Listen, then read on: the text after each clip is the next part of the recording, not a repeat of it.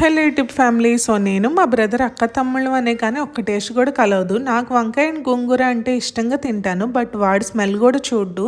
Basically నేను foodie అనమాట. పెట్టింది ఆలస్యం లాగిచ్చేస్తాను, వాడాల కాదు దాచుకొని తింటాడు. చిన్నప్పుడు ఇవే మాకు గొడవలు అనమాట.